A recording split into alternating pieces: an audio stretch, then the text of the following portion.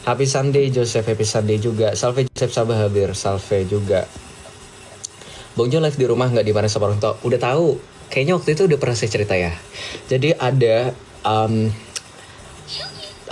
salah satu apa ya istilahnya, bukan klien apa ya, apa ya? Ya pokoknya kolega lah.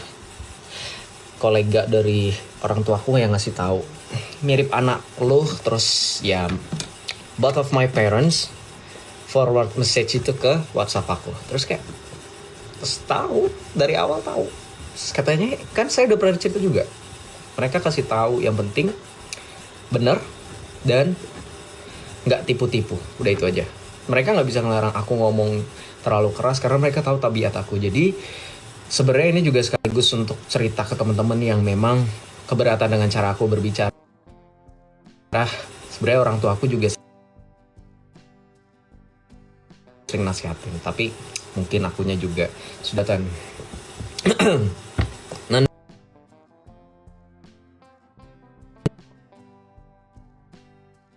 relawan, diemin aja.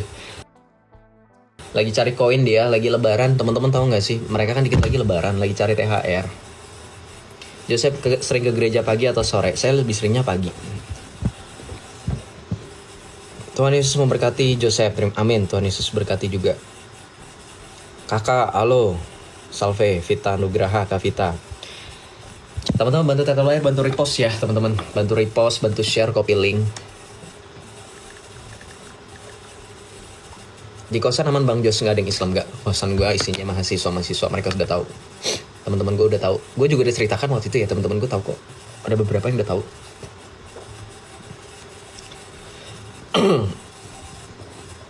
Salve semuanya, salve. Teman-teman ada itu nggak? Ada bisa request tamu kan, bisa kan? Jadi soalnya nggak bisa. Kita live untuk sementara seminggu ke depan di akun yang ini ya. Jadi teman-teman nggak usah bertanya-tanya lagi, Joseph kok nggak live, nanyanya ke akun utama. Bukan saya nggak mau balas, cuman aku udah sering sounding. Kalau akun utama nggak balas, coba cek akun kedua atau akun ketiga. Bukannya aku GR atau sok ngartis ya, cuman aku sudah sounding di story yang utama juga. Yang punya kos Pak Haji bukan.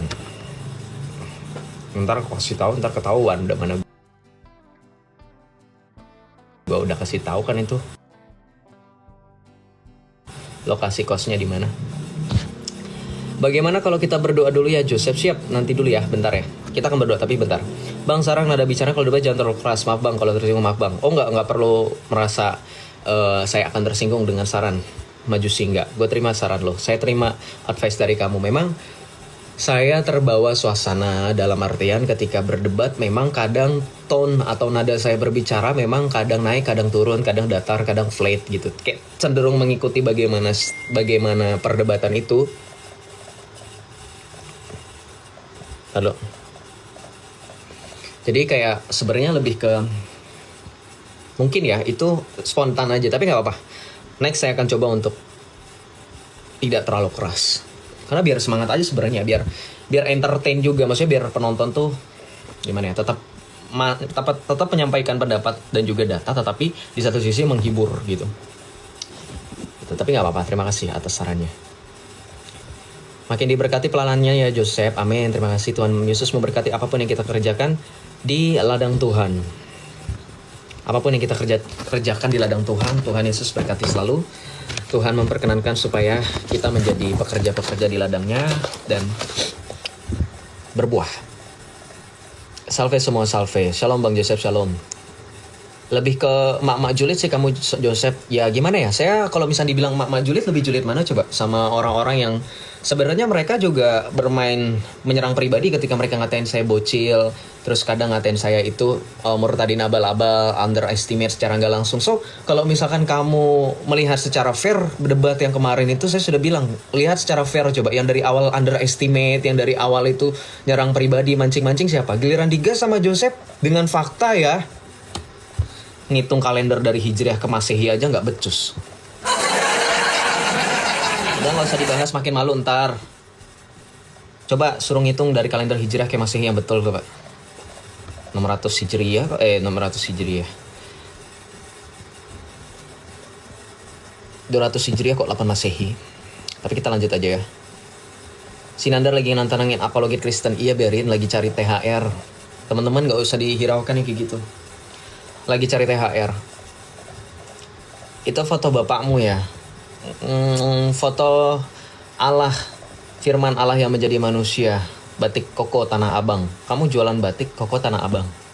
Nanti saya beli ya. Saya mampir. Tokomu yang di mana? Di blok apa? Di Tanah Abang yang mana? Shalom, selamat hari Minggu. Sehat selalu ya Joseph. Semangat terus. Ya amin. Sehat selalu. Amin amin. Terima kasih teman-teman semuanya. Itu kan ada ini siapa sih? Kita coba naikkan ya Islam-Islam yang di bawah. Teman-teman yang minta naikkan Islam, itu Islam di bawah nggak ada yang berani naik, cuman berani komentar aja. Saya bingung. Jadi kalau misalnya teman-teman ada yang minta naikin Islam, Islam tuh di bawah, mandek doang. Salam, selamat.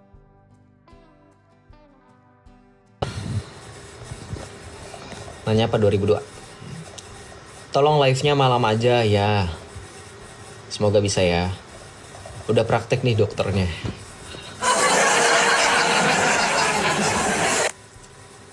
Tiada Tuhan selain Yesus ya. Berdoa dulu Joseph biar nggak diserang Jibril. Oke, kita berdoa dulu ya teman-teman ya. Mari kita satukan hati, pikiran, dan kita berdoa. Kita mohon petunjuk dari Allah, Tuhan dan Juru Selamat kita, supaya apa yang kita kerjakan, apa yang kita lakukan berkenan di hadapan Tuhan Allah kita.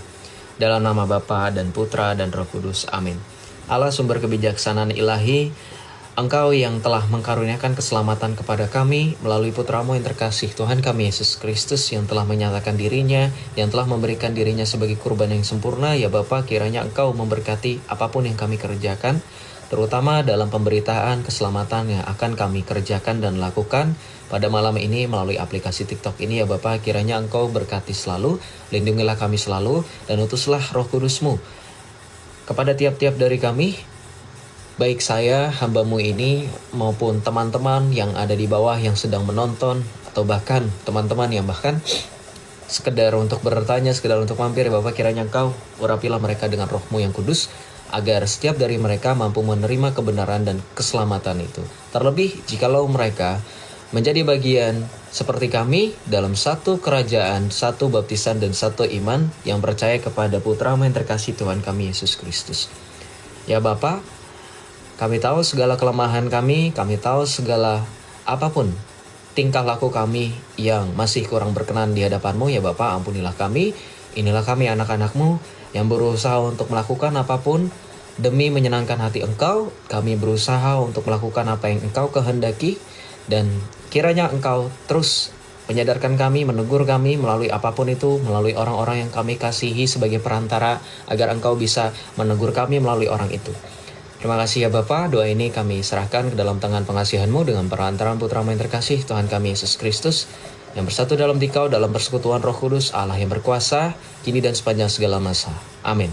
Bunda Maria, Bunda Allah, doakanlah kami. Santo Yosef, pelindung gereja semesta, doakanlah kami. Santo Mikael, Malaikat Agung, doakanlah kami. Santo Thomas Aquinas, doakanlah kami. Santo Benediktus, doakanlah kami. Para kudus, doakanlah kami. Amin. Dalam nama Bapa dan Putra dan Roh Kudus. Amin. Kita lanjut ya guys ya. Aku boleh aminin kah? Aku statusnya masih Islam sih, tapi udah gak pernah jalanin ajaran Islamnya. Oh si ini, Captain James. Iya gak apa-apa bro. Apa yang kamu imani itu berasal dari dalam hati. Kalau hatimu memang menerima, sudah mulai menerima apa yang sudah seharusnya sedari mula keselamatan itu, ketika sudah dinyatakan dan harus kita terima, ya silakan. Karena begini, ketika berbicara mengenai pembaptisan itu terjadi jikalau di hatimu, betul nggak teman-teman? Di hati itu sudah mantap, betul nggak? Makanya ada katekisasi, katekumen. Ya nggak bisa ujuk-ujuk orang tiba-tiba dibaptis. Makanya kalau Saracen, kalau Islam berpikir bahwa orang menjadi Kristen hanya dengan makanan, hanya dengan ucapan, hanya dengan pakaian, mereka itu adalah orang-orang yang sebenarnya lemah iman. Karena kekristenan itu nggak segampang itu. Yesus Kristus sendiri mengajarkan menjadi orang Kristen itu sangat sulit. Bacaan Injil pada hari ini diambil dari Injil Lukas, ketika Tuhan Yesus memberikan perumpamaan tentang pohon ara yang tidak berbuah. Tuhan Yesus katakan apa? Potonglah, singkirkanlah. Ya enggak? Itu perumpamaan jikalau kita tidak menghasilkan buah yang baik, jikalau kita tidak berbuah, jikalau kita tidak menjalankan kehendak, jikalau kita tidak melakukan kehendak Allah Bapa dan Putra yang terkasih Tuhan kita Yesus Kristus, dikatakan apa? Dipotong, disingkirkan. Itu pengingat bagi kita. Makanya Tuhan Yesus berkali-kali berulang kali memberikan perumpamaan. Tinggallah di dalam aku dan aku di dalam engkau. Ya. Kemudian perumpamaan tentang Bapa yang adalah pengusaha dan kemudian Tuhan Yesus adalah pokok anggurnya. Itu adalah perumpamaan yang mengingatkan kita bahwa jadi orang Kristen itu harus berbuah. Jadi orang Kristen itu tidak segampang itu. Harus menunjukkan progres, harus menunjukkan kasih, harus menunjukkan iman disertai dengan perbuatan. Jadi kalau misalkan ada teman-teman Islam yang beranggapan bahwa orang menjadi Kristen hanya dengan masuk gereja, hanya dengan memakai pakaian apapun itu, aksesoris apapun itu, ya kalian salah. Orang itu harus beriman dalam hatinya. Itu perkataan Yesus ya.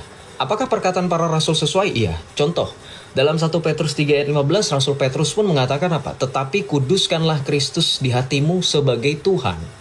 Rasul Petrus itu mengajarkan hal yang sama seperti bagaimana Tuhan Yesus mengajarkan supaya di dalam hati kita memantapkan hati.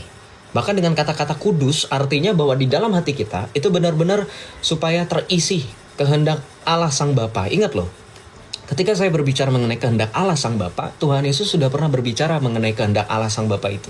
Di mana di dalam Yohanes 6 ayat 40, Tuhan Yesus kasih tahu kepada kita semua bahwa inilah yang dikehendaki oleh Bapakku supaya melihat Sang Anak dan percaya kepadanya, Aku memberikan hidup yang kekal dan membangkitkannya pada akhir zaman.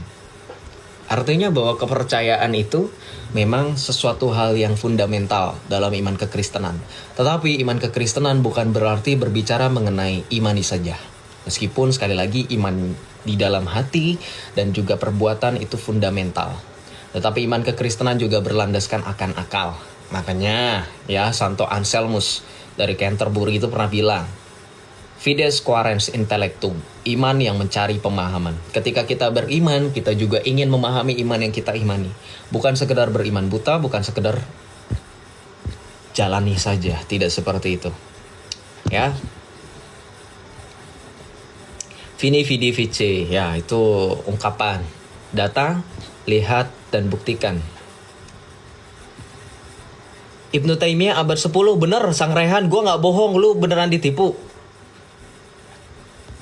Hah? Lu mau naik? Wafi aja bilangnya abad 8 Masehi. Lebih kocak mana?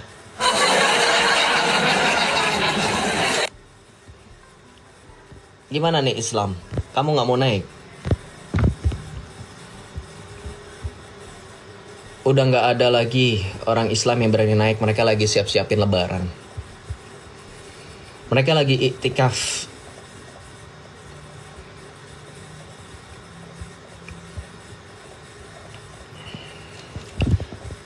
Hadis riwayat At-Tirmizi, Hajar Aswad menghapus dosa.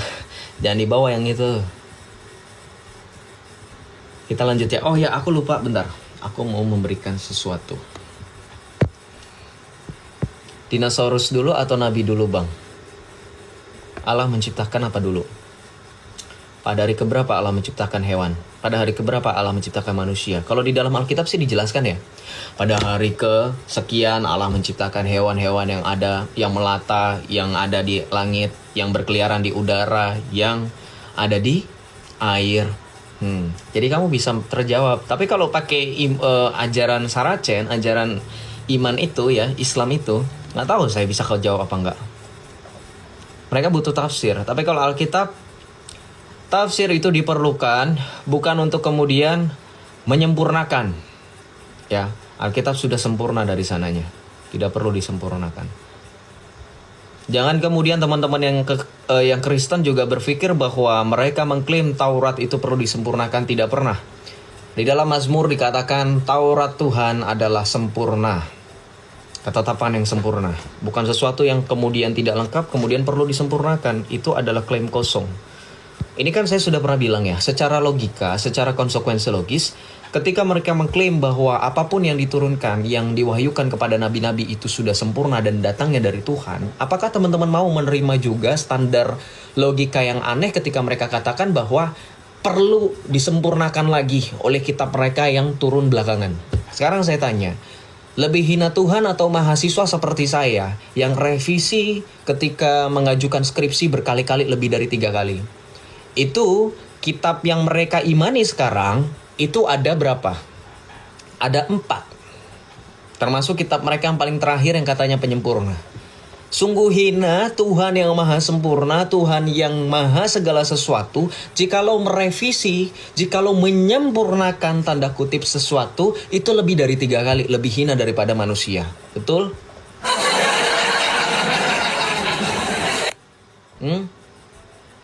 Betul nggak teman-teman yang kuliah? Mungkin teman-teman ada yang bekerja sebagai dosen, mungkin ada yang pernah juga merasakan membuat skripsi. Pernah mikir nggak? Jadi nggak usah kemudian teman-teman repot-repot menjelaskan dari secara teologis. Coba dari secara konsekuensi logis aja. Ketika mereka mengklaim mereka datang sebagai penyempurna. Masalahnya mereka juga mengklaim di satu sisi, on the other hand, mereka mengklaim bahwa yang sebelum-sebelumnya, sebelum mereka datang, itu datangnya dari Tuhan mereka, dari ilah mereka. Apakah mereka juga berani mengatakan ilah mereka itu sama seperti manusia? Perlu uji coba. Uji coba dulu deh 3 kali, ya kan, sekali, oh gagal. 2 kali, oh gagal. 3 kali, oh gagal. Wah, baru keempat, baru sempurna. Ya. Ya kan? Ini siapa ya user ini? Saya coba naikkan dari tadi nggak mau naik dia. Dia bilang katanya benar kan mahasiswa? Ya emang benar gue mahasiswa. Terus kenapa? Kayak emang benar. Paham gak sih mereka tuh ketika saya bilang saya aja mahasiswa belum selesai. Wisuda doang sih. Skripsi mah udah. Tinggal nunggu wisuda. Itu paham konsep sederhana. Maksudnya untuk ya kalau mereka mikir sih harusnya itu bentuk ini ya. Untuk supaya mereka mikir. Yang mengaku gus-gus itu. Ya udahlah. Kita lanjut ya.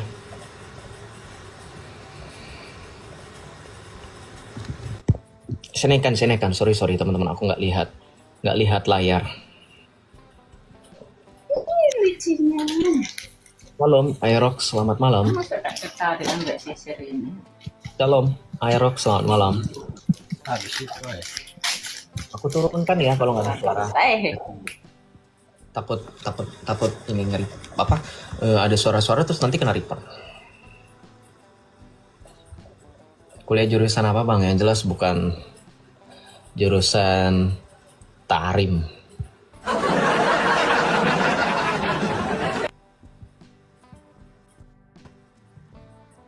Kuliah di Yaman.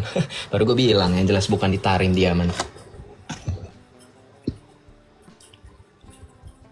Shalom teman-teman semuanya, selamat bergabung, bantu tap-tap layar guys supaya banyak Islam yang tersadarkan mereka menerima keselamatan. Sebab sudah banyak teman-teman yang generasi muda, Gen Z itu yang sudah sadar. Beneran aku nggak bohong, kemarin Sabtu yang aku Jumat malamnya aku kasih tahu ke teman-teman pas terakhir aku live di hari Jumat itu, aku bilang kan ada teman kita di TikTok yang dia terpanggil, dia dari Islam, kemudian menjadi Kristen, dan kemudian dibaptis secara Kristen Katolik.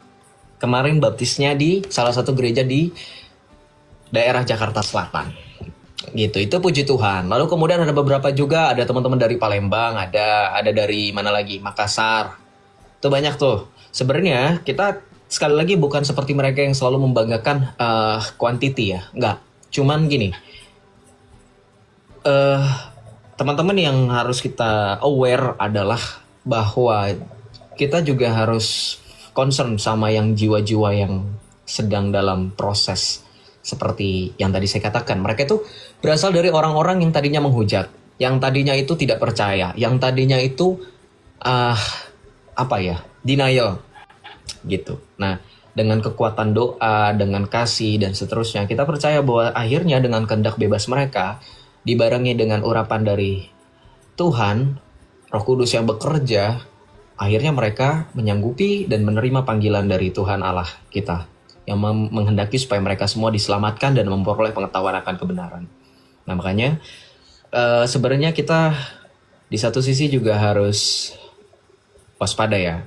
Kita juga harus encourage satu sama lain, karena dengan adanya kasus banyak orang yang meninggalkan Kristus hanya demi popularitas. Mungkin teman-teman di sini ada yang tahu maksud saya dengan fenomena-fenomena terakhir ini, dan itu jangan jadikan celah bagi si jahat untuk kemudian bermain-main dengan pikiran, atau kemudian bahkan secara nggak langsung menyatakan bahwa kita lebih daripada dia. No, kita juga harus tetap aware, kita juga harus tetap memohon supaya kiranya dengan kehendak bebas yang kita miliki, yang kita dapatkan ini, kita tetap terus berada dalam satu rancangan keselamatan Allah, dan kita tidak meninggalkan itu hanya demi apapun, mau demi popularitas, demi kesenangan, demi apapun itu.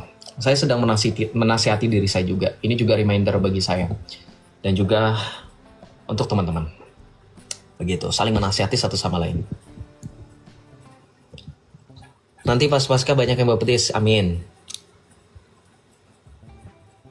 Gue yang ateis cuma bisa nyimak, jangan pick me. Ateis itu tidak akan menyimak orang lagi berdiskusi lintas iman. Ateis ngomongin orang ada agama aja dia bingung, dia nggak mau ikut campur, kok kamu sok-sokan mengklaim.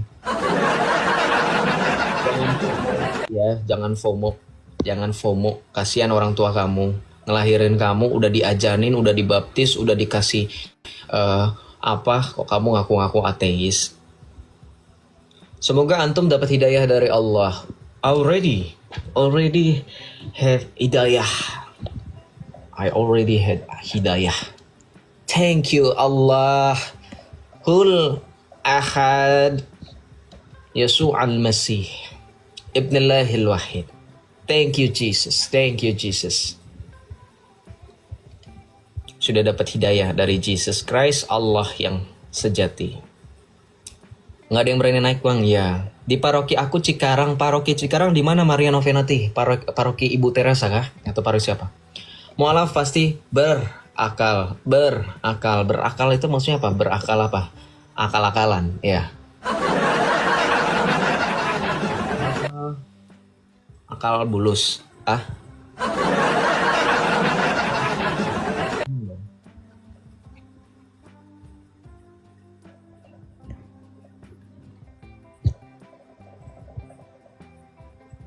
Aku mau kasih tahu. Teman-teman ada yang tahu nggak? Beberapa waktu lalu Doditan itu sempat mendatangkan Syekh Asim. Tahu nggak Syekh Asim? Syekh yang di TikTok, yang sempat viral di TikTok, yang jawabannya lucu-lucu. Yang gue pernah tunjukin fotonya nih. Syekh Asim Al-Hakim, ada yang tahu nggak?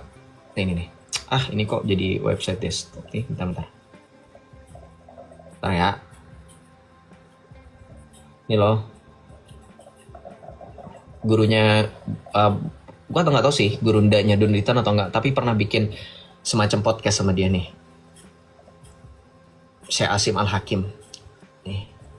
Nih, dia pernah bilang kayak gini. Dengerin ya, semoga teman-teman ngerti bahasa Inggris ya. Kalau nggak ngerti apa-apa, aku akan translate bentar. Nih.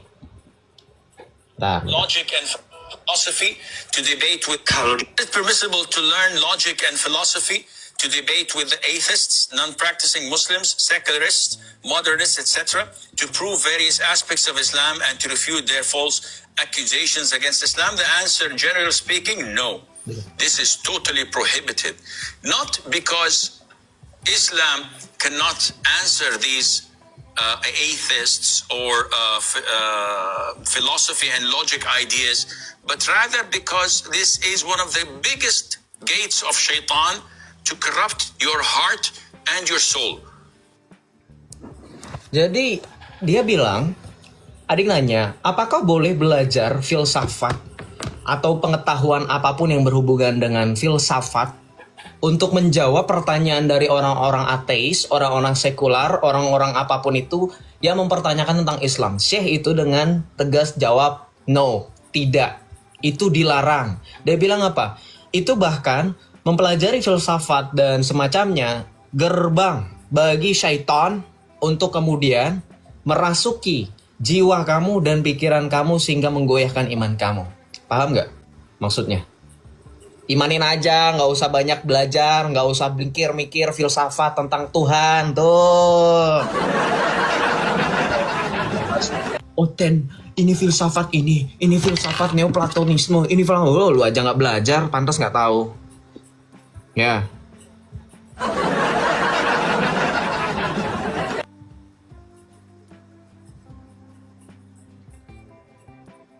Tuh, ngerti nggak? Jadi imani saja. Jadi bukan kita yang imani saja, dia yang imani saja, mereka yang imani saja. Garing lu bang, gua nggak lagi ngelawak dibilang garing. Fakta itu, bukan ngelawak, itu fakta loh. Fakta loh bahwa kalian di dalam Islam itu dilarang untuk berpikir mengenai bagaimana Tuhan, apa itu Tuhan. Kalian di dalam Islam itu dilarang. Shalom Agnon. Shalom bro. Shalom bang, shalom, Salve. Ya salve bro, silakan bro. Gue dari ini bang, dari Kalimantan, dari paroki Santa Maria Penolong Abadi bang. Oh, Oke, silakan bro. Ini aja sih bang, mau nanya-nanya, Bang Joseph tuh belajar tentang iman Katolik lebih dalam tuh dari mana sih? Soalnya kan Bang Joseph kan backgroundnya bukan dari lahirnya Katolik, gitu. Itu aja sih bang. Oke, gak apa-apa. Kamu bertanya, yang pertama itu pasti punya keinginan. Setiap dari kita diberikan karunia, diberikan kesempatan oleh Tuhan. Seperti lagu, hidup ini adalah kesempatan. Maka pakailah hidup yang diberikan oleh Tuhan, kesempatan yang diberikan Tuhan dengan sebaik-baiknya karena waktu itu cepat. Jadi berbicara mengenai bagaimana saya bisa, sebenarnya belum. Sampai dengan detik ini saya masih belajar. Bukannya humble break ya, bukannya istilah humble break gitu, merendah untuk dipuji, no. Saya nggak ada kepikiran untuk sampai di situ. Tetapi ini adalah from my deepest heart, bahwa ketika teman-teman bilang saya banyak tahu ini itu, enggak. Masih banyak hal yang perlu saya pelajari, masih banyak hal yang perlu saya gali, dan masih banyak hal yang perlu saya dalami. Dan kalau teman-teman penasaran di mana, ya selain kemudian baca dari website seperti kalau misalnya bagi iman Katolik itu kan ada katolisitas, ada iman Katolik. Kalau misalkan teman-teman mau secara general dari teman-teman Protestan ada sarapan pagi, atau kalau teman-teman mau ke websitenya yang internasional punya misalkan Catholic Answer atau New Advent atau bahkan mungkin dokumen-dokumen lainnya, baik itu berupa e-book atau mungkin buku fisik gitu. Banyak, ada pengajaran iman Katolik, ada gagasan yang menjadi peristiwa, ada selilit sang nabi dan seterusnya, itu banyak buku-buku itu. Jadi perbanyak literasi. Literasi itu nggak cuman ketika teman-teman pikirkan kata-kata literasi itu berarti buku by fisik, nggak. Sekarang sudah modern, sudah ada e-book, sudah ada PDF. Jadi teman-teman jangan terdoktrin dalam tanda kutip dengan saracen-saracen yang mengatakan oh ini PDF, oh ini editan. Nggak segampang itu. Lebih gampang kan mengakses via e-book.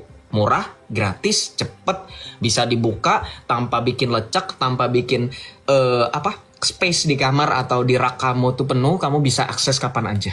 Itu mudahnya internet, digitalisasi. Puji Tuhan orang Kristen tidak seperti mereka yang cuman di dalam gua aja, tidak melihat kemajuan teknologi. Jadi itu kalau saya, dan ingat selalu meminta bantuan untuk orang yang lebih memahami, orang yang punya kredibilitas, yang punya background yang lebih jelas daripada kita untuk meng-cross check. Betul nggak yang saya dapat seperti ini? Paham nggak?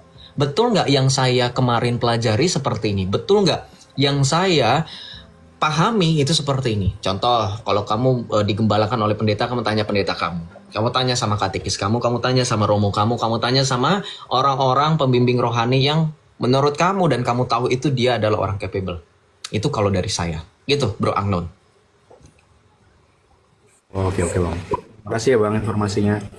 Terima kasih juga bro. Semangat ya bro. Tuhan Yesus berkati selalu ya. Soalnya kadang baca Alkitab tuh ada beberapa yang nggak dipaham gitu bang. Kayak kan sekarang lagi baca kitab ini bang, Deuterokanonika tuh. Kadang ada yang dibingungkan gitu bang. Tapi bingung mau nanya ke siapa gitu. Oke. Deuterokanonika itu termasuk nubuat-nubuatan. Ya, nubuatan-nubuatan yang berisi tentang nubuatan Yesus Kristus. Coba kamu sekarang buka Kebijaksanaan Salomo bab 2 ayat 12 coba. Ayat 12 13. Ini bacakan buat kita semua ya. Gue minta satu aja contoh untuk membuktikan bahwa Deuterokanonika teman-teman itu berisi banyak sekali nubuatan tentang Kristus Yesus. Kita buktikan ya. Kebijaksanaan Salomo bab 2 ayat 12 13. Kebijaksanaan Salomo. Pasal berapa tadi bang? Bab 2, pasal 2. Oh, bab 2. Ayat 12 13. Bab 2 ayat 12 13. Oh ini bang, ada. Marilah kita menghadang orang yang baik. Coba agak dikencengin lagi bro suaranya. Sorry, dikencengin lagi suaranya. Sorry. Tes. Nah, oke. 12:13 ya bang? Iya. Marilah kita menghadang orang yang baik, sebab bagi kita ia menjadi gangguan serta menentang pekerjaan kita. Pelanggaran-pelanggaran hukum dituduhkannya kepada kita, dan kepada kita dipersalahkannya dosa-dosa terhadap pendidikan kita. Ia membanggakan mempunyai pengetahuan tentang Allah dan menyebut dirinya anak Tuhan. Ya. Kalau kamu baca terjemahan yang baru TB2, itu dikatakan apa? Ia membanggakan mempunyai pengetahuan tentang Allah dan menyebut dirinya anak Allah. Coba perhatikan, dari ayat 12 dikatakan, marilah kita menghadang orang yang baik, sebab bagi kita ia menjadi gangguan. Pertanyaan saya, selama perjanjian lama, perjanjian baru, yang mengklaim sebagai anak Allah itu siapa? Cuma Tuhan Yesus bang. Nah, itu nubuatan tuh. Kebijaksanaan Salomo Deuterokanonika tergenapi. Jelas banget, itu paling jelas banget kebijaksanaan Salomo.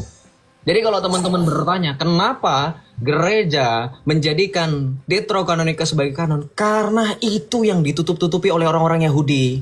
Kalau mereka terima itu, mereka terima Yesus sebagai juru selamat. Itu buktinya kebijaksanaan Salomo bab 2 ayat 12-13 kok jelas banget. Marilah kita menghadang orang yang baik. Dia yang telah mengaku mempunyai pengetahuan tentang Allah dan mengaku dirinya adalah anak Allah. Tuh. Jadi itu kenapa ketika ada orang-orang yang menyerang Deuterokanonika dengan mengatakan orang Yahudi aja nggak percaya, justru kamu aneh. Kenapa kamu orang Kristen ngikutin orang Yahudi yang nggak percaya Yesus sebagai Mesias? Mereka jelas-jelas menolak Deuterokanonika karena kalau mereka terima otomatis mereka menerima seperti yang dikatakan dalam kebijaksanaan Salomo tadi. Betul lah, nubuatan tergenapilah nubuatan para nabi, semakin jelaslah nubuatan para nabi. Bahwa Yesus memang Mesias yang telah dijanjikan. Perjanjian lama itu. Gitu. Kalau kitab-kitab lain, Bang Joseph bisa jelasin nggak Bang? Supaya saya agak paham gitu secara besar aja. Saya coba dulu. Yang- Kalau saya tidak bisa, saya akan bilang tidak. Deuterokanonika aja. Kayak dari kitab Tobit sama Yudit itu Bang. Oh, kalau Tobit Yudit gue belum nyampe sana jujur belajarnya. Untuk Deuterokanonika ini baru kebijaksanaan Salomo, Sirah, Yesus bin Sirah, terus tambahan aja. Tobit Yudit belum. Kalau tentang kenapa Protestan nggak masukin itu ke Alkitab tuh kenapa tuh Bang? Di kitabnya mereka tuh mereka nggak masukin itu kenapa tuh? Bang Yosef bisa jelasin nggak?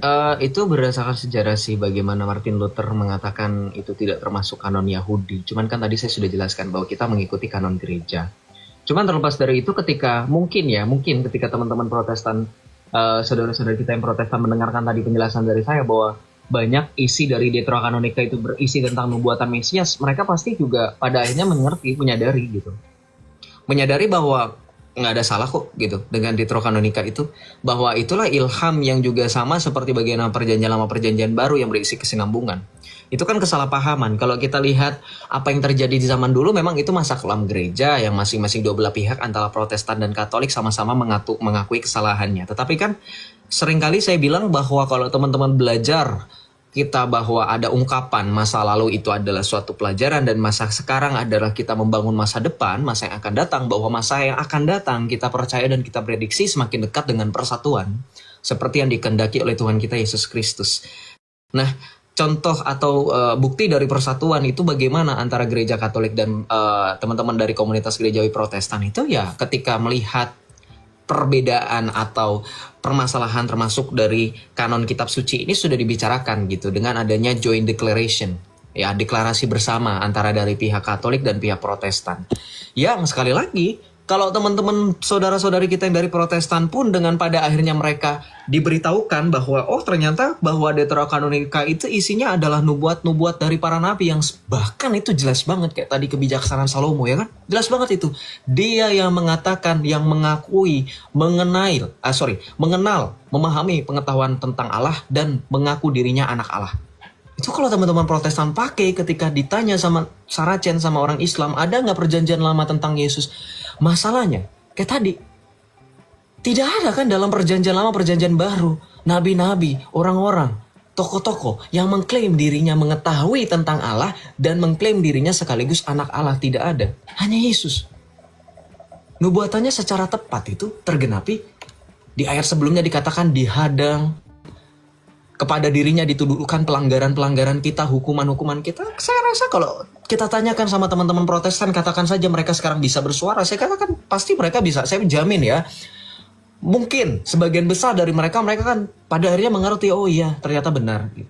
Karena kan selama ini gini, kita tidak bisa menyalahkan seseorang yang tidak mengetahui karena atas dasar ketidaktahuannya. Bukan karena kebebalannya, karena ketidaktahuan. Karena mungkin dia belum punya akses atau bahkan tidak punya kesempatan untuk mengetahui. Maka kita yang Katolik harus menjelaskan kepada mereka yang belum mengetahuinya secara pelan-pelan. Dan ya kalau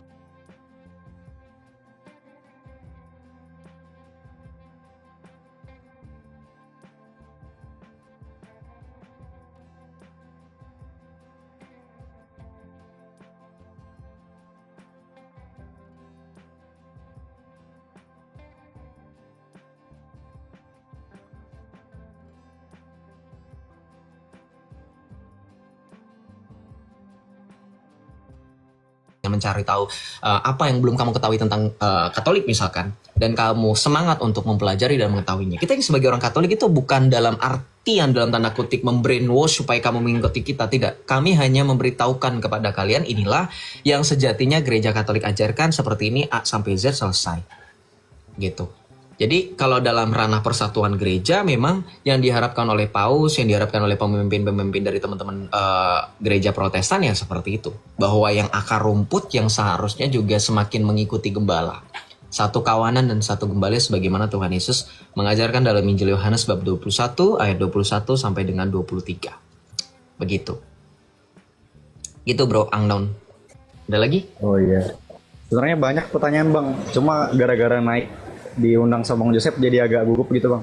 Soalnya saya ngefans sama Bang Joseph. Di save aja, ntar lu tanya lewat DM kalau emang lu gugup naik ke atas, nanti di DM ditanya aja, nanti sebisa mungkin gue jawab.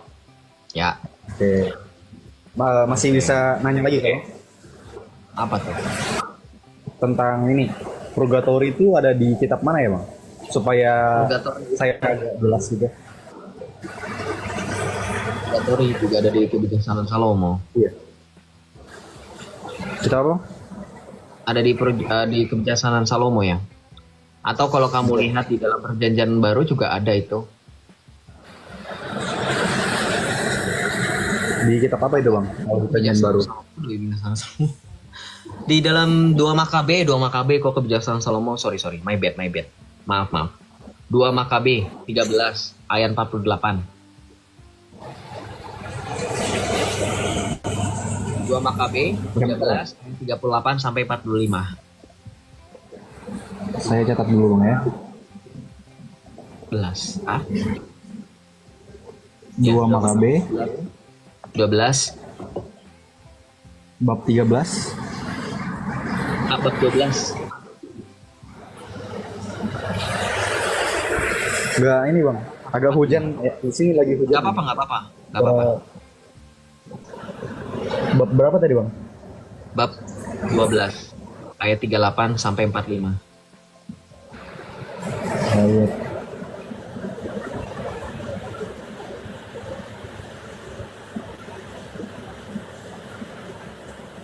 Oke bang, makasih ya. Makasih bang. Oke. Itu juga. Oh, udah. Oke, Tuhan Yesus. Yo. Atau kalau kamu mau, atau dalam 1 Korintus 3 ayat 11 sampai 15, di situ dikatakan oleh Rasul Paulus, pekerjaan kita diuji, namun orang itu diselamatkan seperti dalam api. Perhatikan, Rasul Paulus memberikan perumpamaan, pekerjaan kita diuji, tetapi kita diselamatkan seperti dari dalam api. Coba teman-teman pahami, api yang dikatakan oleh Rasul Paulus apakah sama dengan api neraka? Apakah api neraka apakah ketika orang masuk atau ada di dalam api neraka, apakah bisa diselamatkan? Tidak, kita bukan Saracen ya, kita bukan Islam. Mohon maaf ya teman-teman Islam, itu fakta, terima. Tapi kami bukan seperti kalian. Neraka kami kekal, surga kami kekal. Berarti kalau ada suatu keadaan yang dikatakan oleh Rasul Paulus, yang digambarkan olehnya seperti dari dalam api, itu berarti sudah jelas bukan api neraka. Ya. Gitu. Dan ingat, teman-teman, ketika dikatakan dalam 1 Korintus tadi 3 ayat 11 sampai 15, kalau teman-teman baca 1 Korintus 3 ayat 11 sampai 15, pekerjaan kita diuji seperti dalam api. Kalau teman-teman mindsetnya atau misalnya kekeh, nggak ada, api penyucian itu nggak ada, hanya surga dan neraka. Oke, sekarang kita lihat apakah di surga orang yang sudah berada di dalam surga bersatu dengan Tuhan Allah bersama dengan malaikat-malaikat dan para kudus memuji Allah, memuliakan Allah. Apakah perlu diuji lagi? Sudah tidak ada. Mereka sudah kudus loh. Ngapa diuji lagi? Apakah Allah stres isu itu? Apakah ketika Allah memasukkan mereka ke dalam surga, Allah tidak double check gitu? Kamu mau bilang Allah itu teledor? Kan nggak mungkin. Yang sudah di surga mereka sudah kudus, tidak perlu diuji lagi. Mereka sudah mendapatkan mahkota kehidupan. Ibaratnya seperti itu, seperti yang dijanjikan oleh Tuhan kita Yesus Kristus. Betul nggak? Nah, ini kan skenarionya kalau teman-teman hanya percaya dengan 2 keadaan, surga dan neraka. Surga tadi sudah jelas, tidak perlu diuji karena orang sudah kudus, ngapain lagi diuji gitu kan. Pekerjaan kita, iman kita. Lalu apa? Neraka, tadi sudah jelas juga. Orang yang sudah di neraka sudah jelas. Teman-teman paham neraka suatu keadaan yang menggambarkan bagaimana jiwa-jiwa yang mengalami keterpisahan secara kekal. Ingat ya, kekal, terpisah dengan Allah. Loh kok terpisah dengan memahami neraka itu nggak seperti mereka isinya cuma siksa karena mereka dalam iman mereka dikatakan bahkan Tuhan mereka kakinya mampir, telapak kakinya untuk refleksi, untuk sauna gitu loh. Bagian dari Allah mereka masih masuk ke dalam neraka. Tapi kalau kita kan Allah kita itu tidak berada di neraka, teman-teman. Makanya keadaan dijelaskan neraka itu keadaan di mana jiwa kita, jiwa orang-orang yang menolak rancangan karya keselamatan Allah benar-benar terpisah dari Allah secara kekal. Tidak ada hadirat Allah di situ. Hanya binasa oleh karena dosa mereka. Gitu loh. 1 Korintus 3 ayat 11 sampai dengan 15. Kak Riz Awe. Itu. Jangan disamakan. Itu sauna itu. Turun.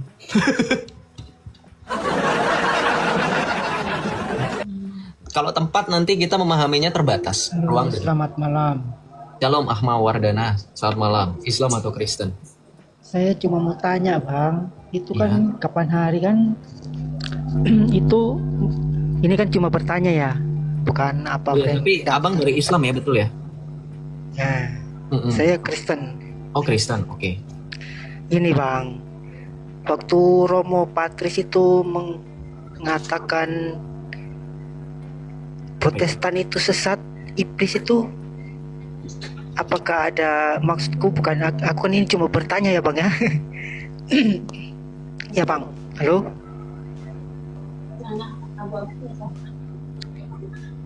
Aduh, macet. Ya dilanjutin aja nanyanya. Silakan.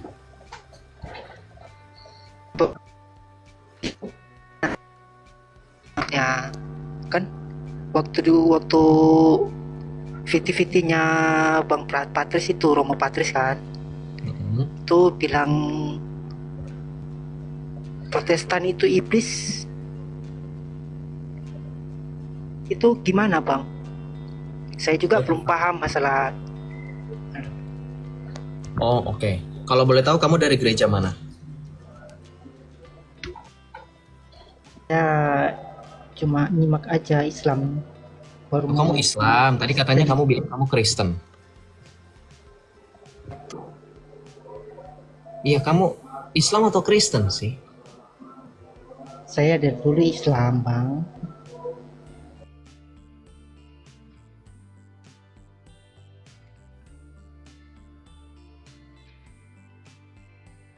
Kamu Islam ya. Jadi gini, Islam sebenarnya kalau kalian nggak tahu wajar karena kalian Islam.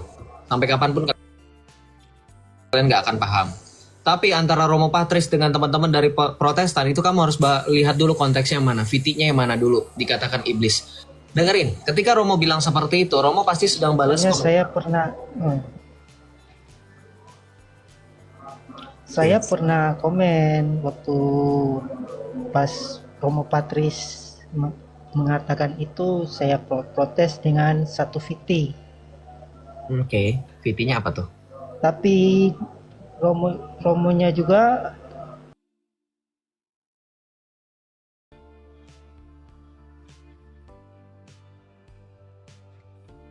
Oke, sebenarnya gini ya, ada beberapa jawaban buat kamu. Yang pertama yang akan saya berikan kepada kamu dan teman-teman, tolong disimak, didengarkan sampai selesai.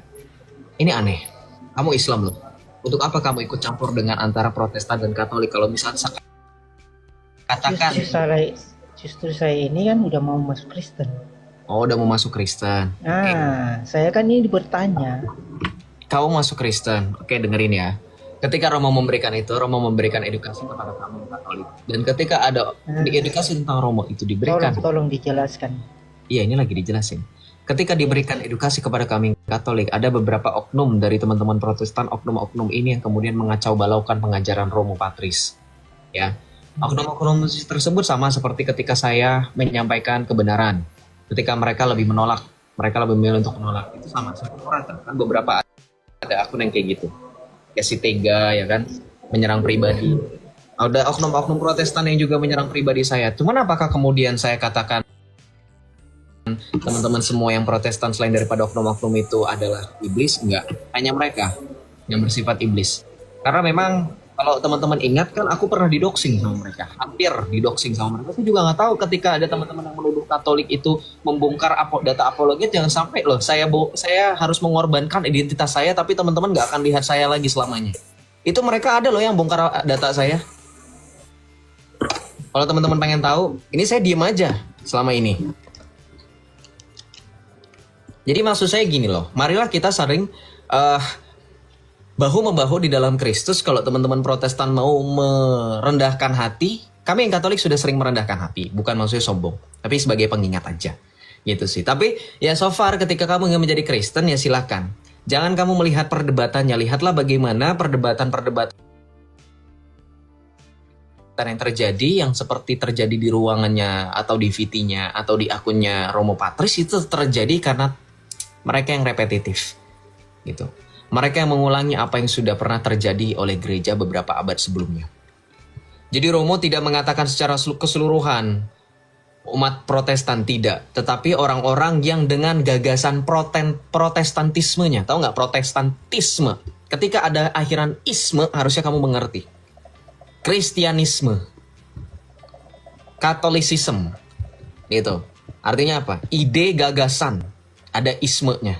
Bukan oknum. Mengerti? Jadi ketika dikatakan protestantisme adalah iblis, misalkan Romo Patris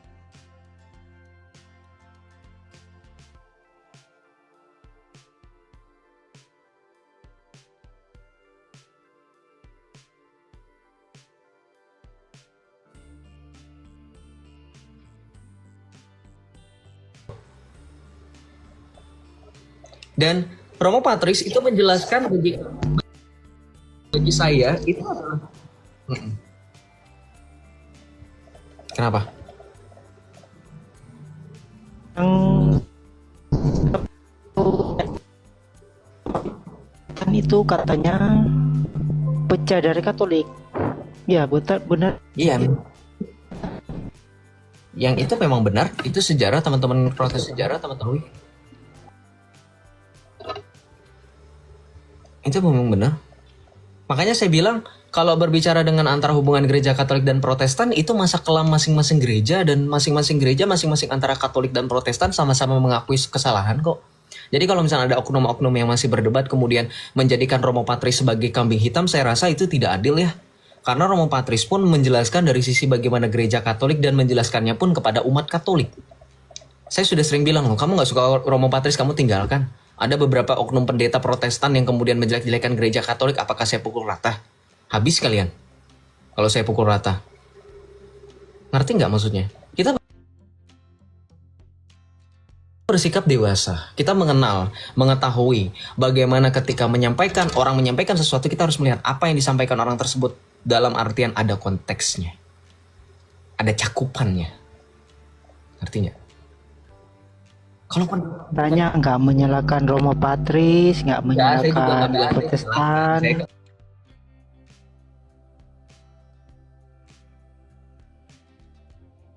Cuma ingin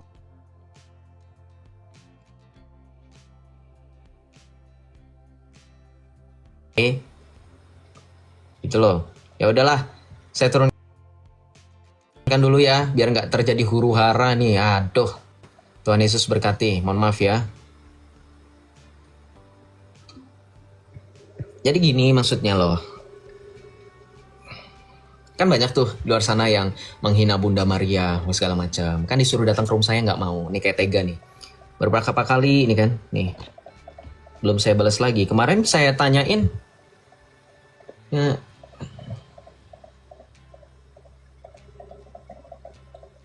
kemarin saya tanyain nggak mau dia. Si Trio Zek ini. Bentar, coba saya cari. Nih. Bentar ya. Nggak ada ya, gue diblokir ya. Oh. Bisa nggak di nudge? Oke, nggak bisa ding. Oke. Oke lah, kita lanjut dulu aja untuk sementara ya. Kita akan lanjutkan itu nanti. Kita lanjut dulu. Udah jelas ya maksudnya ya. Yang aku lagi. Shalom, hola. Shalom. Malam Kak, Malam, dari Islam atau dari Kristen? dari Islam Kak. Oke, silakan dari Islam. Kak, aku mau tanya. Kan kakak menganut agama Kristen. Kakak kena report, kenapa nih? Kalau boleh tahu. Hah? Emang iya ya? Iya, ini aku remove dulu ya. Aku dapat pemberitahunya. Oh, iya oke deh Kak. Coba aku turunin dulu kakaknya. Kenapa kakak kena report? Kalau boleh tahu. Kok kakak kena report? Guys, bantu tap-tap layar yang sudah mulai nih. Bani-bani rungkat.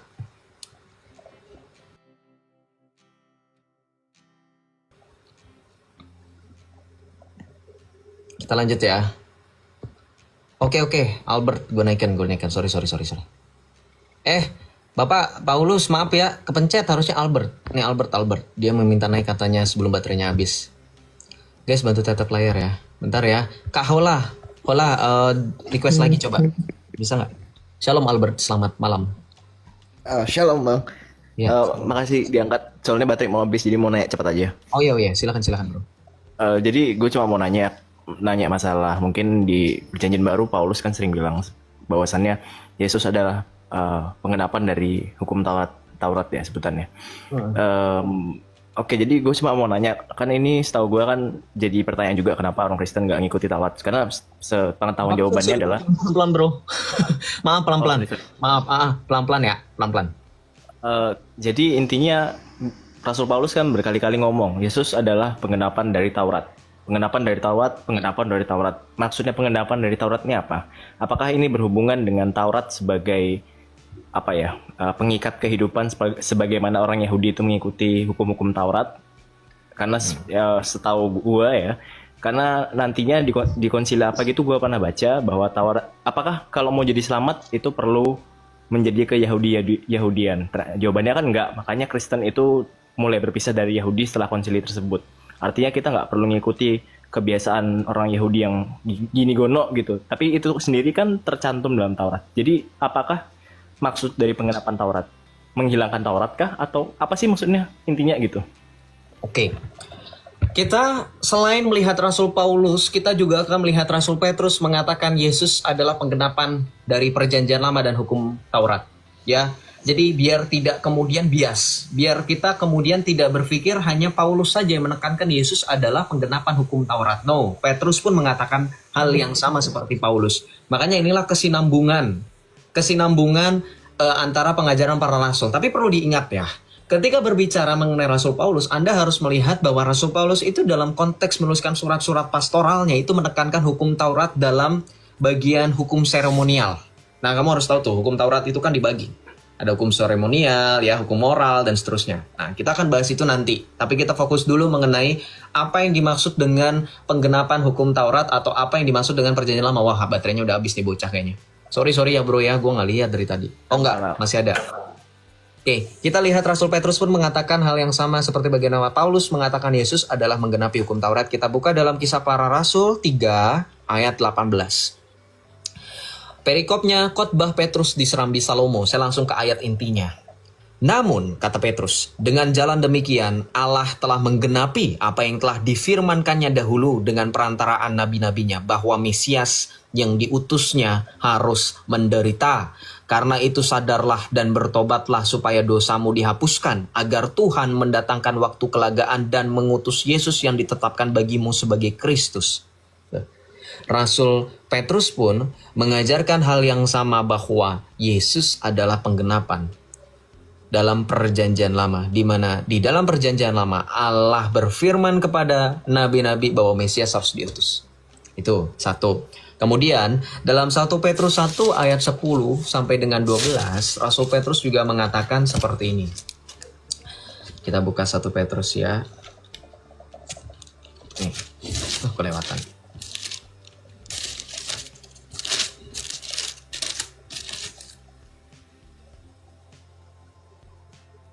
Oh, ini ya, bentar. 1 Petrus 1 ayat 10. Nah ini, 1 Petrus 1 ayat yang ke-10 nih. Keselamatan itulah yang diselidiki dan diteliti oleh nabi-nabi, kata Rasul Petrus, yang telah bernubuat tentang anugerah yang diperuntukkan bagimu. Mereka pun meneliti saat yang mana dan yang bagaimana yang dimaksudkan oleh Roh Kristus yang ada di dalam mereka, yaitu Roh yang sebelumnya bersaksi tentang segala penderitaan yang akan menimpa Kristus dan tentang segala kemuliaan yang menyusul sesudah itu. Jadi maksud dengan menggenapi hukum Taurat atau perjanjian lama adalah salah satunya mengenai bagaimana Yesus Kristus akan datang untuk menggenapi apa yang ada di dalam hukum Taurat, termasuk tentang bagaimana kurban, ya kan? Bagaimana apalagi hukum-hukum mengenai makanan, tuh kan? Tahu nggak yang kosher lo kosher, yang di dalam kitab Imamat tertulis bahwa Taurat kepada jemaat di Ibrani, di dalam Ibrani 10 ayat 1. Perhatikan. Di dalam hukum Taurat hanya terdapat bayangan saja dari hal-hal baik yang akan datang, dan bukan wujud dari hal-hal tersebut. Karena itu dengan kurban yang sama yang setiap tahun terus-menerus dipersembahkan, hukum Taurat tidak mungkin menyempurnakan mereka yang datang beribadah. Tuh. Ya.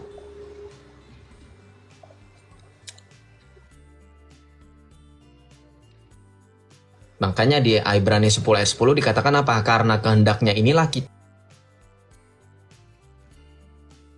telah dikuduskan satu kali untuk selama-lamanya oleh persembahan tubuh Yesus Kristus.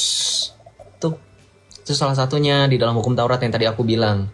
Salah satunya menggenapinya itu dalam hukum Taurat tentang kurban, itu digenapi oleh Kristus. Ya, itu salah satunya. Salah dua gitu. Oke. Itu bro. Boleh tadi diulang elaborasi untuk poin yang masalah imamat tadi ya, masalah kosher nggak kosher tadi? Nah, masalah kosher nggak kosher, Tuhan Yesus pernah bilang, bukan yang masuk ke dalam mulut yang menajiskan banyak orang, tetapi yang keluar dari mulut, yang berasal dari dalam hati, itulah yang menajiskan banyak orang. Kemudian di dalam surat Rasul Paulus kepada jemaat di Korintus dikatakan bahwa makanan dan minuman tidak membawa, tidak mendekatkan, atau bahkan tidak menjauhkan kamu daripada Allah. Tuh. Dan juga Rasul Paulus juga menekankan di dalam surat yang lain bahwa kerajaan Allah bukan soal makanan dan minuman. Nah itu kan artinya bahwa dengan Kristus sebagai satu-satunya jalan pengkudusan, bahwa di dalam hukum Taurat tentang adanya hukum makanan kosher dan lo kosher itu tidak berlaku lagi setelah adanya Kristus. Karena Kristuslah satu-satunya jalan pengkudusan. Tuh. Nah, dalam kejadian Yang menjadi dasar basis fondasi bahwa kalau mau selamat nggak usah jadi orang Yahudi. Maksudnya ke Yahudi-Yahudian gitu loh. Lu nggak usah bisa bahasa Ibrani, lu nggak perlu ngikuti hukum Taurat yang untuk hukum itunya ya, bukan untuk moralnya kan harus kita pegang tetap untuk 10 perintah Allah. Tapi untuk yang hukum sehari-hari yang ratusan banyak yang bahkan mereka sendiri tidak bisa kuasai, itu bukanlah jalan menuju keselamatan itu sendiri. Tapi itu memang kalau bagi orang Yahudi kan sebuah perjanjian dengan mereka ya, by blood. Mereka kan perjanjian dengan orang Islam adalah perjanjian dengan darah. Kita bukan keturunan Yahudi, maka dengan demikian kita nggak perlu menjadi orang Yahudi.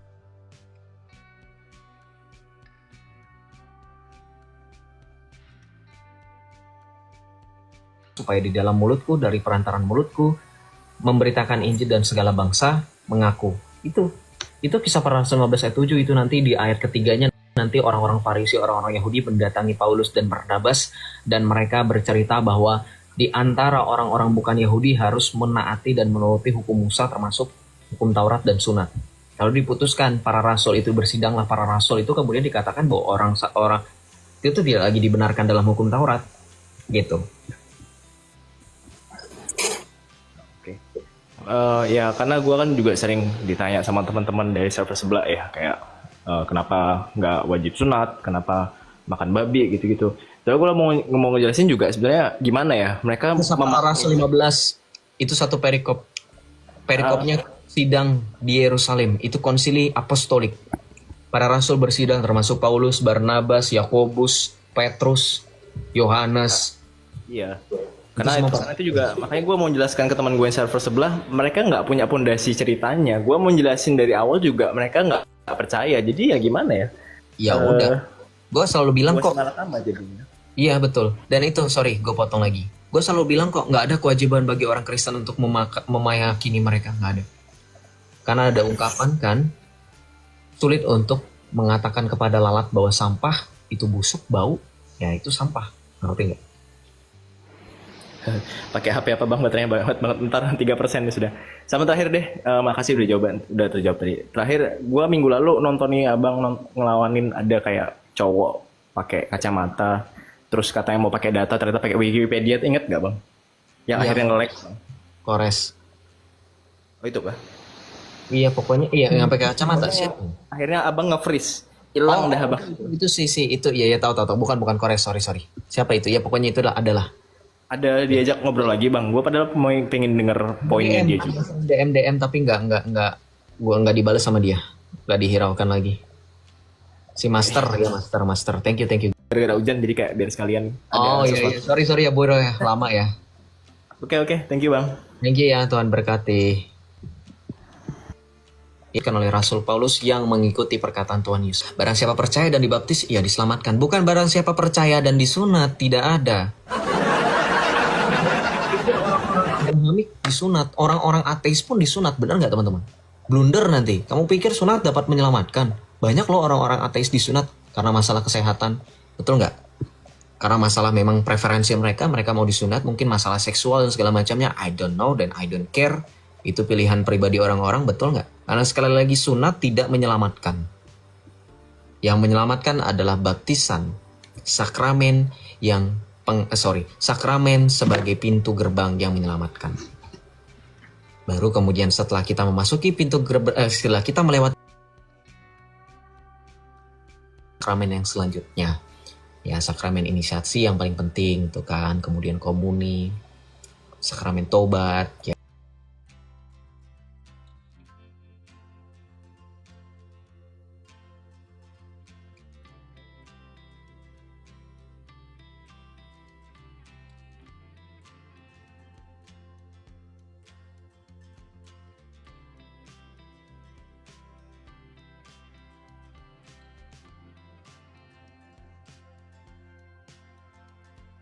Kalau kita selibat, kita mengabdikan diri kepada Tuhan, artinya kita menjadi romo untuk sama melayani, sama-sama mengepalai, sama-sama menggembalakan. Begitu. Tidak ada yang lebih baik, tapi memang ya lebih mulia, nobel. Ketika kita mampu meninggalkan kedagingan, berpusat kepada Tuhan, Allah, melayani Dia, yaitu dengan sakramen imamat. Karena nggak semua orang bisa sesuai dengan firman Tuhan. Banyak yang dipanggil tetapi sedikit yang terpilih. Itu bukan baptisan, bukan orang percaya, bukan mengenai konteks itu teman-teman. Seringkali orang yang baru menerima Yesus, baru menerima iman Kristen, teman-teman kasih ayat itu, ya. Bukan kamu yang memilih, tetapi Tuhan yang memilih. No, itu salah. Bayangkan, teman-teman, jangan pakai ayat itu lagi ya. Saya minta tolong ya, bukan saya sok menggurui. Namun coba kita eksegese. Ketika teman-teman melempar ayat itu, dikatakan bukan kamu yang memilih tetapi aku yang memilih. Loh, teman-teman jangan asumsikan bahwa Tuhan hanya memilih sebagian orang lalu sebagian lain ditinggalkan dong.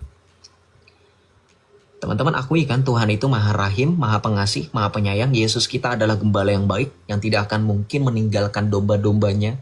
Hanya pilih kasih saja, hanya beberapanya saja. Gitu. Itu bukan seperti itu. Tapi Tuhan kita, Tuhan Allah kita, Dia tidak membiarkan satu domba pun ketinggalan di bukit. Tidak akan membiarkan. Semuanya diangkut naik. Semuanya Dia gembalakan. Semuanya Dia tuntun. Tidak ada yang lebih baik. Ya, begitu. Kita lanjut ya. Kita coba naikkan teman-teman Islam yang di bawah yang sudah komentar-komentar. Jago. Kita lanjut ya. Salve semuanya, salve. Narak ini kenapa ya? Coba saya naikkan ya. Kalau saya tanya balik pasti kalian gak sanggup jawab. Maksudnya, coba kita naikkan ya untuk menjelaskan lebih jelas maksud dari komentar yang bersangkutan ini apa. Maksudnya apa? Saya nggak ngerti. Selama kamu belum naik, saya nggak ngerti apa yang dimaksudkan. Silakan naik ya bro, saya udah invite kamu. Silakan. Kalau Kristen ikut Paulus apa Yesus? Itu pertanyaan aneh teman-teman. Kenapa kita disebut Kristen? Karena kita mengikuti Yesus. Kenapa kita mengikuti Yesus? Buktinya apa? Ya udah jelas-jelas namanya Kristen. Diambil daripada Kristus. Siapa yang disebut Kristus? Apakah Paulus disebut Kristus? Apakah Paulus mengklaim dirinya Kristus? Enggak. Hanya Yesus yang disebut Kristus. Paulus pun menekankan Yesus adalah Kristus. Kristus adalah Yesus. Sorry. Pernah mikir nggak mereka tuh? Apakah teman-teman pernah mikir gitu sambil bengong ya bengong? Ini mereka punya otak apa enggak gitu? Pernah nggak? Saya sih pernah gitu kayak, aduh malu banget untuk udah ninggalin gitu ya. Lagi untung sudah selamat di dalam Kristus Yesus, jadi saya tidak berada dalam kegelapan gitu kan. Karena mikir gini loh, orang disebut Kristen karena dia mengikuti Kristus. Karena Kristen itu dari kata Kristus, Kristianos, dari kata Kristus. Nah kalau kita mengikuti Paulus bukan Kristen, namanya Paulian. Karena Paulus, Paulianisme, Pauluisme, ngerti Islam. Ini pakai nanya kan, Kristen mengikuti siapa? Ya udah jelas-jelas Yesus. Nggak ada yang mengklaim Kristus selain daripada Yesus. Yang disebut Mesias anak Allah yang hidup hanyalah Yesus. Apakah Paulus pernah mengaku dirinya Mesias anak Allah yang hidup? Tidak, aneh. Janganlah begitu ya teman-teman Islam ya, supaya kami tidak capek-capek dan repot-repot memikirkan hal yang sebenarnya tidak perlu kami pikirkan. Betul nggak teman-teman? Harusnya kita tidak perlu pikirkan itu kan. Cuman karena adanya mereka kita jadi ikutan pusing. Makanya saya bilang mereka itu selain bikin ketawa bikin ribut juga ya. Shalom Ken. Selamat malam. Halo Bang. Ya, dari Islam atau dari Kristen dulu? Dengar suara. Dengar. Dari Islam. Ini sih dari Kristen. Kenapa? Ini Kristen boleh tanya. Oh tapi suara lu agak mendem terus pecah gitu ya, lagi pakai headset atau gimana? Sorry. Iya headset, aduh benar. Oh kalau gini gimana? Jelas, agak jelas. Audionya dibenerin dulu. Coba ya, turun dulu ya. Audionya dibenerin dulu. Yang pakai headset, soalnya kalau pakai headset emang ada beberapa, bukan maksudnya merendahkan, cuma emang ada beberapa headset tuh yang kualitas audio, audio. Nangkep audionya tuh kurang jelas. Lanjut ya.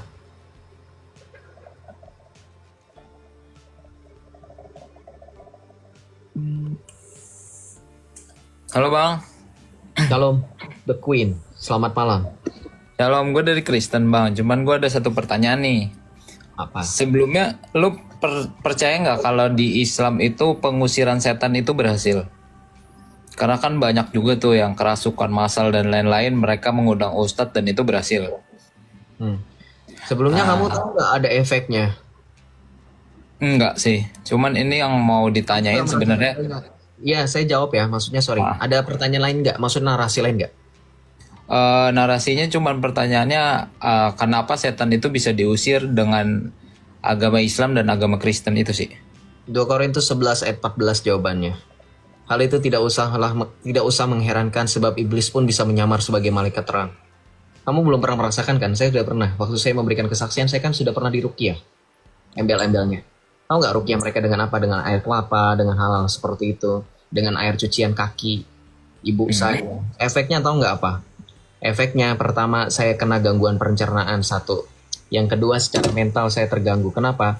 Dokter sendiri mengatakan bahwa tindakan seperti itu didasari pada tidak relaan hati, bukan karena gangguan bukan gangguan setan atau apapun, itu dapat mempengaruhi psikologi seorang.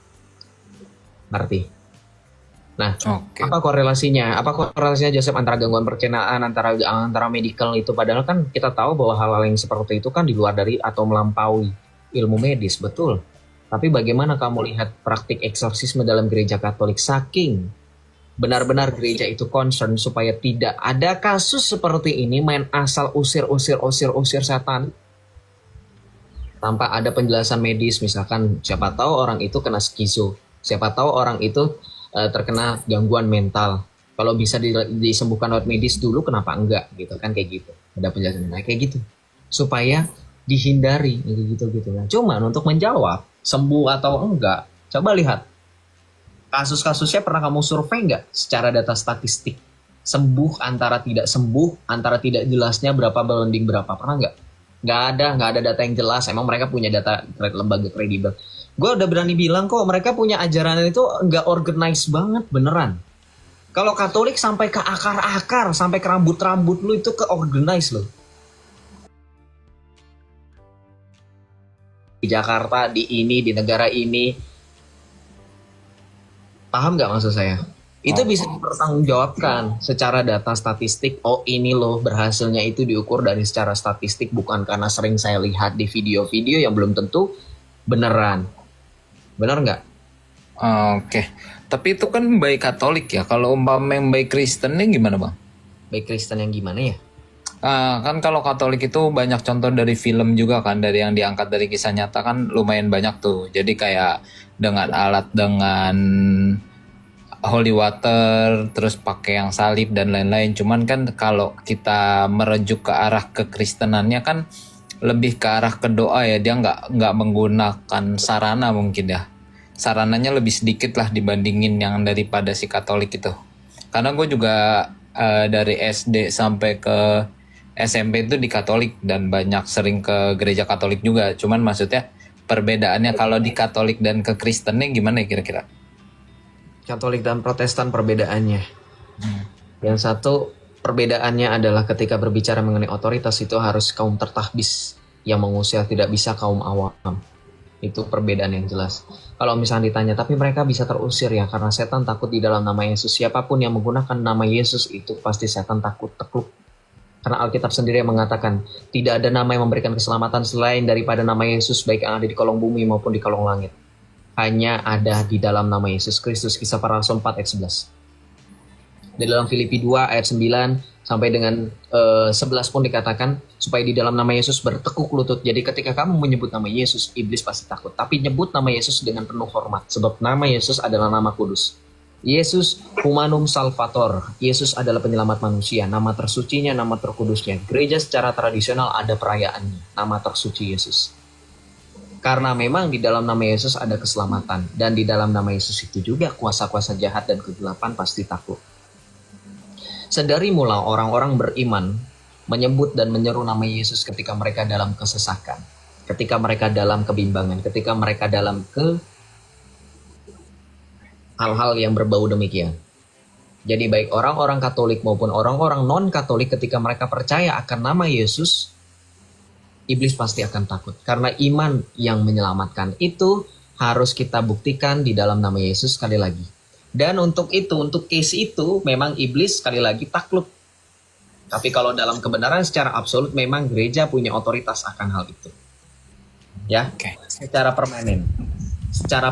Karena ada beberapa setan yang diusir dengan cara-cara khusus. Anda pernah baca Alkitab? Anda tahu? Ada ketika peristiwa Tuhan Yesus mengusir setan ke dalam iblis, ada dalam kurung.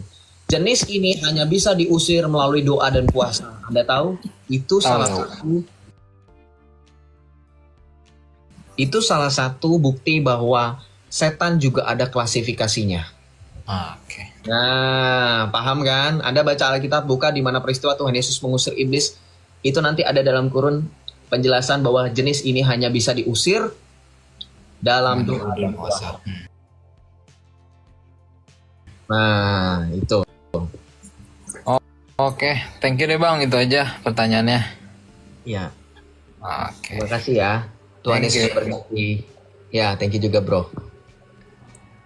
Ya kalau case seperti ini kan demonologi dalam gereja Katolik itu kompleks seperti angelologi, seperti hierarki malaikat. Iblis pun ada hierarkinya gitu ya. Segala sesuatu yang ada di muka bumi ini ada hierarkinya, dan secara langsung kepala dari segala sesuatu adalah Tuhan Yesus. Pahami itu. Di dalam Kolose 1 ayat 21 sampai 23 Anda baca, segala sesuatu telah ditaklukkan oleh Yesus, oleh Kristus, dan segala sesuatu itu juga Kristus sebagai kepala dari gereja. Nah, itu kamu harus paham. Jadi kalau Anda sebagai orang Kristen menolak hierarki, bahkan hierarki gereja sekalipun, Anda salah. Sedari murah Tuhan telah menciptakan adanya hierarki. Ya. Seperti itu. Jadi baik malaikat, iblis, manusia pun ada hierarkinya. Betul nggak? Dalam umat beriman maupun dalam lingkup ketika berbicara mengenai dunia yang secara umum pun kita mengenal adanya hierarki. Kalau dalam beriman kita ada gembala, kalau teman-teman Protestan kan ada diakonat, ya ada penatua dan seterusnya. Tapi kalau di dalam gereja Katolik itu seperti ada paus, ya kan? Ada kardinal, para uskup dan seterusnya, ada romo, ada umat awam ya dan seterusnya itu. Salah satunya. Nah, ya jadi jangan bingung kalau dikatakan iblis ada hierarkinya. Wong Alkitab aja buktikan kok jenis ini hanya bisa diusir dengan doa dan berpuasa. Nah, jadi itulah yang mengharuskan bahwa di dalam eksorsisme, praktik eksorsisme di gereja Katolik harus menyelidiki untuk memahami, untuk mengobserve, memantau, menilai sejauh mana kasus eksorsisme ini diperlukan. Sejauh mana kasus kesurupan dalam tanda kutip kerasukan ini diperlukan eksorsisme lebih lanjut. Makanya nggak semudah itu langsung usir ya, karena tadi harus ada melalui medis. Jadi kalau kita tuh iman dengan sains, mengklaim katanya kitabnya sejalan dengan alam, dengan ilmu pengetahuan, tetapi diuji dengan sains nggak mau, historis, berlandaskan mimpi, semuanya nggak nabi, nggak ulama, mereka percaya hanya dengan mimpi. Oh itu ulama itu kan kamu bilang sendiri Joseph, kamu sudah jelaskan di awal, percaya dengan mimpi gitu ya.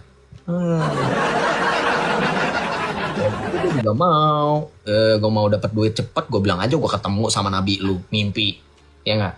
Tapi pikiran saya, hati saya sudah nggak bisa dijual dengan apapun. Nggak bisa aja gue kayak gini nih kan, seperti mereka dengan popularitas tiba-tiba balik lagi, ya nggak? Oh saya mimpi.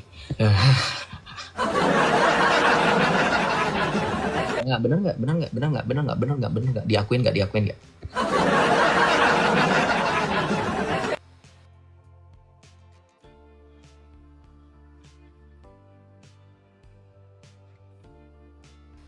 ya. Makanya dalam ajaran kekristenan secara sejati, pewahyuan khusus, pewahyuan pribadi itu tidak dapat semerta-merta dijadikan wahyu umum. Paham itu?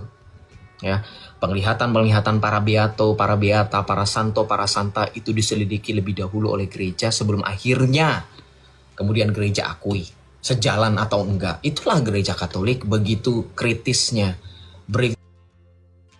Apalagi keluar goa tiba-tiba mengaku sebagai nabi, dapat bini lebih dari 10 ya.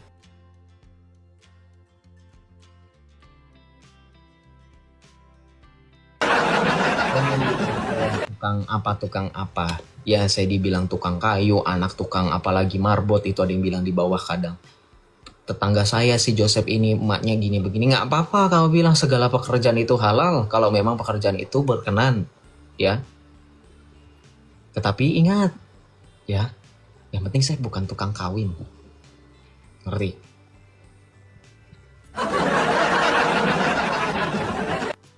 Jangan hina. Oh saya bingung sama mereka. Ini standar ganda loh. Dibilang katanya jangan hina nabi kami. Katanya itu istimewa, itu mukjizat, itu kekhususan. Tapi mereka bilang itu termasuk penghinaan. Jadi secara nggak langsung mereka akui itu tindakan terhina. Saya nggak perlu kan? Saya nggak perlu bongkar-bongkar hadis, nggak perlu bongkar-bongkar kitab, nggak perlu. Ini orang gue ngomong kayak gini aja umatnya secara nggak langsung ngakuin itu tindakan terhina kok. Bener nggak? Ini konsekuensi logis loh. Jangan hina. Loh, harusnya kalau kamu merasa itu bukan hinaan, nggak usah bilang jangan hina. Justru ketika kamu bilang ini, kamu menganggap itu tindakan terhina. Ya kan? Bener nggak? Kan selalu bilang, itulah hebatnya nabi kami, itulah khususnya nabi kami, itulah. Nah, kalau hebat, kalau khusus, kalau saya bicarakan misalkan, padahal saya juga nggak nyebut merek ya. Saya cuman ini aja. Tapi mereka bilang jangan hina. Emang itu hinaan, parah kamu. Berarti kamu akui ya. Jangan blunder makanya. Tapi nggak apa-apa, itu berarti Roh Kudus bekerja di dalam dirimu. Perlahan-lahan kamu harus biarkan Roh Kudus terus bekerja, relakan hatimu untuk menerima kebenaran, keselamatan. Perlahan-lahan kamu akui apa yang ada di dalam imanmu, apa yang diajarkan oleh baginda junjungan kamu, itu tidak sesuai baik secara moral maupun secara ajaran iman yang sejati. Karena di dalam 10 hukum Taurat saja, mengingini milik atau istri, ya, jangan lu korting-korting ya, melengkapi, menyempurnakan 10 hukum Taurat, 1 biji dilanggar aja itu termasuk fatal loh, betul nggak? Ya, 10 hukum Taurat itu kan dari 1 sampai 10 itu harus diimani, termasuk poin di mana tertulis jangan mengingini yang bukan milikmu, jangan mengingini istri orang lain, itu termasuk. Jadi ketika engkau mengatakan engkau penyempurna, harusnya kau juga lebih sempurna daripada kami. Kristus saja mengajarkan hidup sempurna, hidup supaya meninggalkan kedagingan, hidup supaya mengusahakan kita tidak takluk kepada hawa nafsu. Itulah mengapa kalau teman-teman dari mereka, kalau teman-teman Kristen itu sering nonton podcast atau penjelasan dari mereka, mereka membenarkan ajaran mereka punya pasangan lebih dari 1, kemudian mereka merujuk pada Alkitab, di mana Salomo, di mana Raja Daud punya istri yang banyak itu. Jangan salah ya. Teman-teman Kristen ketawain aja. Kenapa? Kita tidak pernah menjadikan Salomo, Raja Daud, atau tokoh-tokoh dalam Alkitab yang memiliki istri banyak itu sebagai suri tauladan kita, sebagai role model kita. Kenapa? Karena bukan Salomo yang mengatakan akulah jalan dan kebenaran dan hidup. Bukan Raja Daud yang mengatakan akulah jalan dan kebenaran dan hidup. Bukan mereka, teman-teman. Mereka adalah tokoh-tokoh yang Allah perkenankan. Allah perkenankan mereka untuk tetap hidup dan menjadi bagian dalam kesaksian rancangan keselamatan Allah, supaya kita bisa melihat dan menilai bagaimana manusia memilih kehendak bebas mereka dengan menyalahi aturan dari Allah. Anda tahu kan, di dalam kitab Perjanjian Lama, raja-raja yang memiliki istri lebih dari 1, apa hukumannya? Nabi-nabi, apa hukumannya? Tetapi mereka ketika dengan kehendak bebas mereka memilih, nggak apa-apalah apa yang terjadi dengan hidup mereka. Nah, itulah baiknya Allah kita. Tercatat supaya kita tidak kemudian jatuh. Makanya muncullah, datanglah, lahirlah, ya, nuzullah manusia satu-satunya sempurna, dialah Kristus Yesus, yang menyempurnakan betul-betul sempurna dan tidak perlu disempurnakan, ya. Jadi kalau ada yang mengklaim menyempurna lagi, saya bingung. Yesus saja udah sempurna, totally perfect, kok mau disempurnakan lagi? Bukan penyempurna itu mah, makin bobrok ya. Yang ini nggak kawin. Bisa mengatakan kepada pengikutnya Matius 19 ayat 12, ada orang yang dibuat karena dirinya sendiri tidak kawin demi kerajaan surga. Tuh, yang ini mengajarkan supaya hidup sepenuhnya berkenan di hadapan Allah dengan tidak menuruti hawa nafsu. Tiba-tiba muncul abad ke-6, abad ke-7 mengaku dirinya nabi penyempurna dan seterusnya, mengajak orang-orang supaya, ya jawab sendiri ya. Sendiri ya, sendiri. Kita lanjut ya.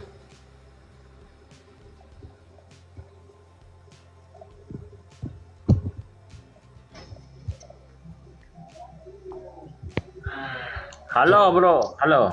Ya, Halo, Khalid bin Khalid. Selamat malam. Ya. Dari Islam atau dari Kristen? Alhamdulillah Islam. Oke. Alhamdulillah masihil ilayhil haqiqi. Alhamdulillah. Syukur saya Islam. Iya, itu saya lanjutin. Alhamdulillah ilahil masih. Kiki, silakan. Apakah yang di belakangmu itu Tuhan? Yang di belakang mana? Ingat, sesuai dengan ada stiker Yesus, Allah tanya saya, jangan kemana-mana, jangan nanti protes kalau saya tanyakan balik. Ini aja dibahas, Yesus Allah tanya saya. Oke. Apakah Allah itu Yesus? Yesus itu adalah Allah. Apakah Allah itu Yesus? Yesus itu adalah Allah. Pertanyaan saya, apakah Allah itu Yesus? Yesus itu adalah Allah. Oh, jadi kau tidak bisa menjawab. Apakah Allah itu Yesus? Kalau misalkan Yesus itu Allah, Allah itu Yesus, bedanya di mana, Pak? Jangan bikin orang pening, Pak. Jangan sok pinter. Ini hanya kalimat Saya bertanya, Apakah Allah itu Yesus? Yesus itu adalah Allah. Kau tidak mau menjawab. Apakah Allah itu Yesus? Yesus itu adalah Allah dan dialah Allah itu sendiri. Ternyata kau tidak berani Saya menjawab. sudah jawab loh, Apakah kamu Allah aja nggak paham. Kamu aja nggak paham. Kalau dibilang apakah Allah itu Yesus, ya Yesus adalah Allah. Jadi kalau misalkan apakah Kau Allah, jawab saja iya atau tidak. Apakah Allah itu Yesus? ya Yesus itu adalah Allah. Menakut sekali kau. Aneh nggak kira-kira teman-teman? Apakah Joseph manusia? Kau tidak berani menjawab. Kau hanya bilang Yesus Allah. Tapi apakah Allah itu Yesus? Kau tidak berani menjawab. Kamu tanyakan Allah itu Yesus. Saya jawab iya. Yesus itu adalah Allah. Oke. Sekarang apakah Allah itu Yesus? Iya. Iya itu sudah termasuk jawaban. Baru saya tambahkan kalimat pembanding. Kalimat yang setara dengan kalimat yang kamu ajukan. Allah itu Yesus, saya jawab iya. Lalu kayak saya bandingkan dengan kalimat yang sebanding. Yesus itu adalah Allah. Paham nggak? Mohon maaf ya teman-teman, saya tahu ini cringe. Cuman saya gimana ya? Kita kan harapan generasi emas tahun 2045. Maksud saya, ya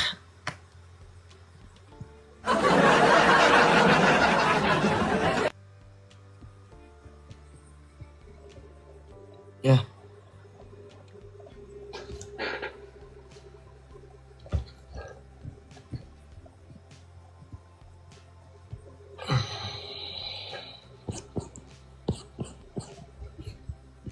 Gimana Islam? Apa itu orang tercerdas dalam Islam? Oke, kita kasih applause kalau itu.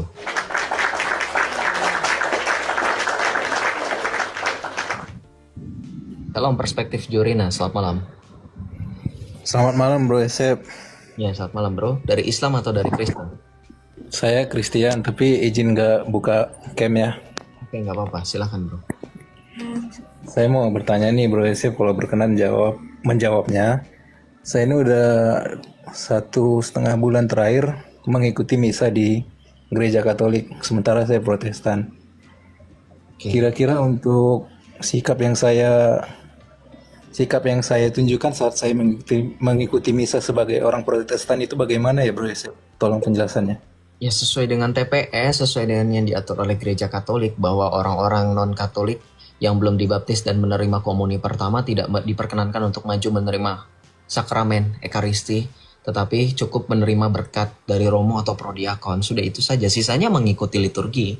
Kalau kamu berlutut, kapan kamu berdiri, kapan kamu memberikan salam damai, kapan kamu kemudian membuat tanda salib, ya silakan saja diikuti. Gitu lama-lama akan terbiasa. Jadi gini, aturan itu dibuat bukan karena gereja membatasi, bukan. Ini bukan soal inklusif atau eksklusif, tetapi ingat loh, Kristus pun bisa jadi inklusif dan eksklusif tergantung bagaimana sudut pandang kita. Kristus inklusif bagi mereka yang ingin supaya bersatu dalam keselamatan, maka semuanya harus mendengarkan Kristus dan Kristus memberikan pesannya untuk semua. Tetapi untuk mengalami keselamatan itu, ya mohon maaf, hanya untuk beberapa orang yang mau-mau aja kalau kata Cimehong. Jadi bukan kemudian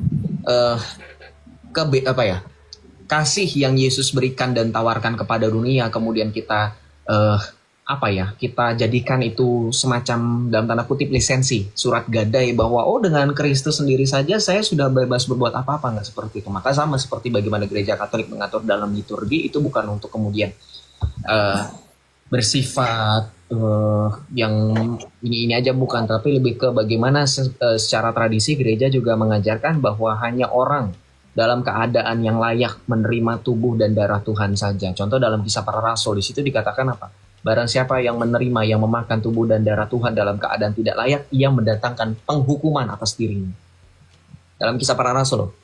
Jadi itu ajaran Alkitabiah ketika gereja Katolik mengajarkan bahwa orang-orang non-Katolik jangan atau tidak atau belum menerima sakramen Ekaristi dulu. Maju boleh untuk mendapatkan berkat dari romo atau pradiakon. Itu yang di-highlight kalau kamu benar-benar mengikuti perayaan misa dalam gereja Katolik seperti itu. Sisanya kamu ikuti saja tata perayaannya sesuai dengan masa-masa yang berlaku. Sekarang lagi masa Prapaskah misalkan, tidak ada kemuliaan, tidak ada gloria gitu ya, langsung dari Tuhan kasihanilah, atau ketika doa tobat ya, itu langsung doa gitu loh. Itu contoh, maksudnya dari sekian banyak contoh tata perayaan Ekaristi, liturginya sesuai dengan masa-masanya. Masa biasa, masa prapaskah, ya, masa Advent gitu. Ya kamu ikutin aja, kamu banyak belajar gitu bro. Baik bro, terima kasih buat jawabannya. Kalau boleh sedikit bersaksi ya, saya memang akhir-akhir ini sedang mempelajari tentang gereja Katolik. Yang menjadi dasar itu adalah saya lupa ayatnya, cuman di Injil Matius yang mengatakan Yesus membangun gereja di atas Petrus. Nah, saya ingin kembali ke situ, dan setelah dalam beberapa perenungan saya berpikir nih, oh iya ya, apakah memang gereja Katolik ya yang dulunya yang dibangun pertama sekali gitu. Jadi saya ini lebih ingin kembali sih mencari jati diri itu. Begitu sih. Dan keteguhan hati teman-teman yang sedang dalam perjalanan iman yang menuju kepada satu bahtera yang Tuhan Allah sediakan sedari mula, seperti bagaimana pada masa Noah dalam perjanjian lama, bahwa hanya ada satu bahtera yang mampu menyelamatkan gitu. Dan memang kalau dikatakan gereja yang satu, memang Kristus hanya mendirikan satu gereja. Kalau dia dikatakan bahwa kamu melihat dalam Injil Matius, itu dalam Matius 16 ayat 18, Tuhan Yesus mengatakan kepada Petrus. Tapi yang lebih-lebih kalau kamu bisa membaca dalam Injil Yohanes 21, coba kamu baca dalam Yohanes 21 ayat yang ke-20 sampai dengan 23. Di situ kan dijelaskan ya. Sorry, bukan Yohanes 21:20 ya. Sorry. Yohanes 21 ayat 14 sampai dengan 19 ya.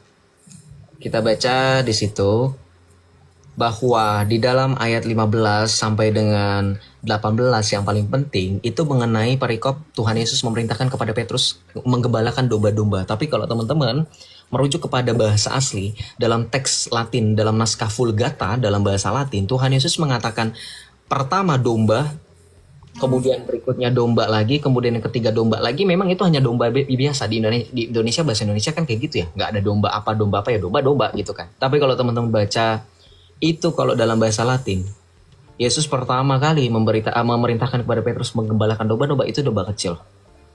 Baru kemudian domba besar, baru kemudian domba yang induk yang terakhir. Ini menggambarkan ketika teman-teman memahami domba yang dimaksud Tuhan Yesus adalah domba yang berbicara tentang kita, kaum beriman. Seperti kata Tuhan Yesus dikatakan, akulah gembala yang baik. Gitu kan? Domba yang dimaksud ketika Tuhan Yesus mengatakan kepada Petrus adalah umat beriman. Ketika Tuhan Yesus memberikan 3 kali perintah kepada Petrus, kalau Anda baca naskah aslinya, domba yang dimaksud sampai dengan ketiga kali Tuhan Yesus perintahkan kepada Petrus, gembalakanlah domba-dombaku, adalah domba induk. Domba yang lebih besar, jauh lebih besar daripada domba yang ia perintahkan yang pertama dan yang kedua. Di dalam Yohanes 21 ayat 15 sampai dengan 18. Jadi Tuhan Yesus maksudkan adalah Petrus sebagai gembala induk yang terlihat di muka bumi ini. Sementara Kristus kita tahu adalah kepala gereja yang tidak terlihat.